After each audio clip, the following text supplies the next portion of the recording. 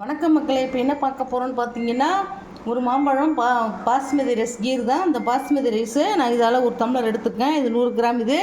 இதை ஊற வச்சு இதில் ஏலக்காய் போட்டு நல்லா ஃபைன் பேஸ்ட்டாக அரைச்சிட்டு பாலில் சேர்த்து எப்படி செய்கிறதுன்னு பார்க்கலாம் வாங்க.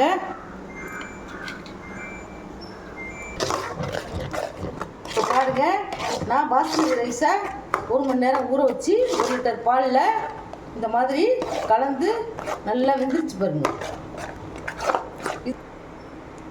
இப்போ பாருங்கள், நான் எடுத்திருந்தேன் 100 கிராம் பாஸ்மதி ரைஸை 1 மணி நேரம் ஊற வச்சு மிக்சியில் ரைஸையும் ஏலக்காயும் நல்லா ஃபைன் பேஸ்ட்டாக அரைச்சி 1 லிட்டர் பாலில் கலந்து இந்த மாதிரி நல்லா வேக வச்சுருக்கேன். நல்லா வெந்துருச்சு பாருங்கள். அடுத்தது என்ன செய்யலான்னு பார்க்கலாம் வாங்க.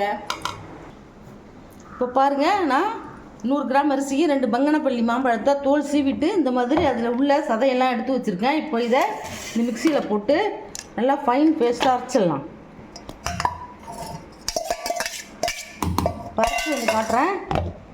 இங்கே பாருங்கள், இப்போ நான் மாம்பழத்தை நல்லா பேஸ்ட்டாக அரைச்சிட்டு வந்துட்டேன். அடுத்தது முந்திரி பாதாம் பருப்பை நான் நறுக்கி வச்சுருக்கேன். தேவையான நெய் வச்சுருக்கேன். தேவையான சுகர் வச்சுருக்கேன். சுகர் கம்மியாக போட்டால் போதும், ஏன்னா மாம்பழமே நல்லா இனிப்பாக இருக்குது. உங்களுக்கு தேவைக்கு ஏற்ற மாதிரி போட்டுக்கோங்க. வாங்க இப்போ பார்க்கலாம். பாருங்கள், பாலில் சேர்ந்து இந்த பாஸ்மதி ரைஸ் நல்லா வெந்துடுது. அடுத்தது நம்ம தேவையான இனிப்பு போட்டுக்கலாம். நான் இதால் 1 கப் இனிப்பு போட்டிருக்கேன். இன்னும் கொஞ்சம் போட்டுக்கிறேன், 1.5 கப் போட்டுக்கிறேன். 1.5 கப் வெள்ளை சக்கரை போட்டுக்கலாம். நல்லா கிண்டிக்கலாம்.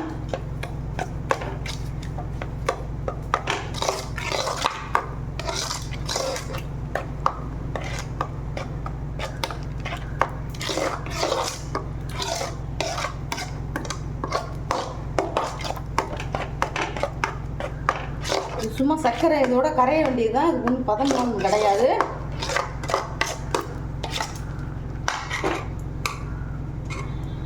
அரைச்ச மாம்பழத்தை அதில் போட்டுடலாம். இது ரொம்ப சூப்பராக இருக்கும். இது ஒரு டிஃப்ரெண்டான இது மாதிரி சீசனில் தான் இதெல்லாம் செய்ய முடியும். இதுக்கு கலர் எதுவுமே தேவையில்லை. பாருங்கள், இந்த கலரே சூப்பராக இருக்கு பாருங்கள்.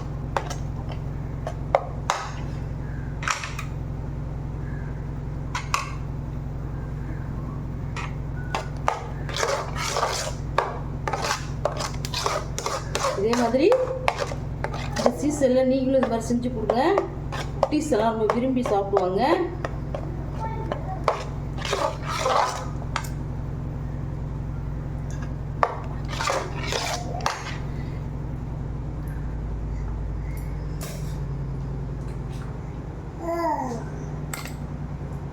ரெண்டு டேபிள் ஸ்பூன் நெய் சூடாக்கி வச்சுருக்கேன்.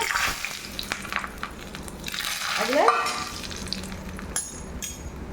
பாதாம் முந்திரி போட்டுக்கலாம். நீங்கள் திராட்சை பிஸ்தா அதெல்லாம் போட்டுக்கலாம். நம்ம விருப்பம் தான். நான் வந்து பாதாமும் முந்திரியும் போடுறேன். இதை பொன்னரமாக வந்து வறுத்து இதில் போட்டுக்கலாம்.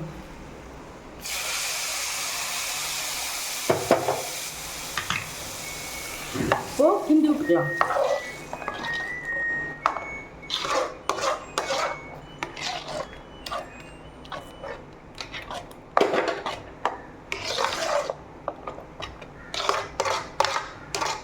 இது சூடாக சாப்பிட்டா நல்லா இருக்காது.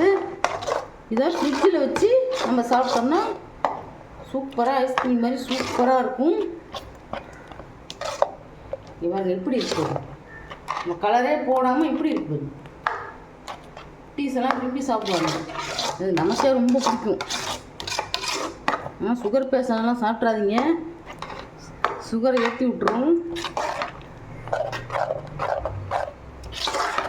இவங்க எவ்வளோ அருமையாக இருக்குது.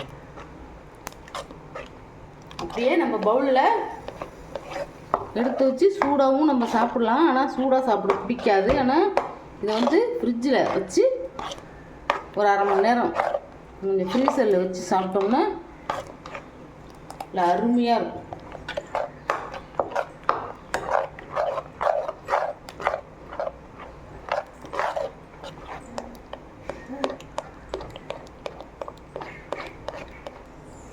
பாருங்கள், மாம்பழம் பாஸ்மதி ரைஸ் கீ ரெடி ஆகிடுச்சு. கொஞ்சம் ஒரு சிட்டிகை உப்பு போட்டுக்கலாம், அப்போ தான் இனிப்பு நல்லா தூக்கலாக இருக்கும்.